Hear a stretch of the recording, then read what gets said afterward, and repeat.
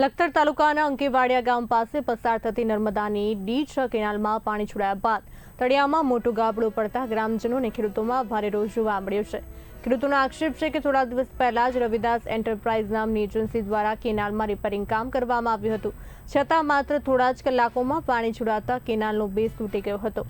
સમગ્ર મામલે ખેડૂતો દ્વારા નર્મદા વિભાગના અધિકારીઓને જાણ કરી તાત્કાલિક રિપેરિંગ અને જવાબદાર એજન્સી સામે કાર્યવાહી કરવાની માંગ કરવામાં આવી છે। D6 માં કામ કર્યું, માટીકામ સારું નથી કર્યું, સિમેન્ટ વરસાદમાં પલ્લેલી વાપરેલી અને કેનાલ બેસી જઈ। અત્યારે હવે ખેડૂતને કપાસિયા ચોપીને મેક્યા તો એનું વળતર આપવા કોણ તૈયાર રહેશે?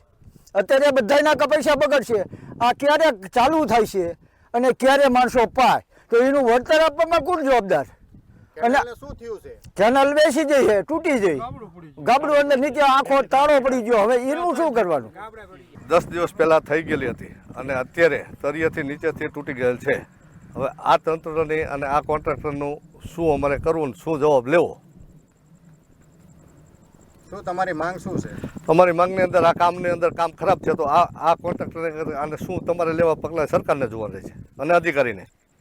આ કેનાલ હજુ 10 દિવસ પહેલાં થઈ અને અત્યારે તૂટી જઈએ તો અમારે આ ખેતરમાં શું કરવું એ સરકાર અને અધિકારી અને કોન્ટ્રાક્ટર વિચાર કરે શું કરવું એ। મારી નુકસાની શું, મારા ખેતરમાં હાલે હજુ સરખું રિપેર નથી કરી દીધું કે 4 ઇંચનો માલે નથી ચડાયો, હજુ RCCનો 2-3 ઇંચનો ચડાયો એ। હા, હજુ પાણી તો હજુ ઢેંચણામાં હાલ્યું તો આજના જ ઉખડી ગયું 5 કલાક પાણીમાં। આ કેનાલ D6 છે। 10 દિવસ પહેલાં બાંધકામ આનું કેનાલનું થયેલું।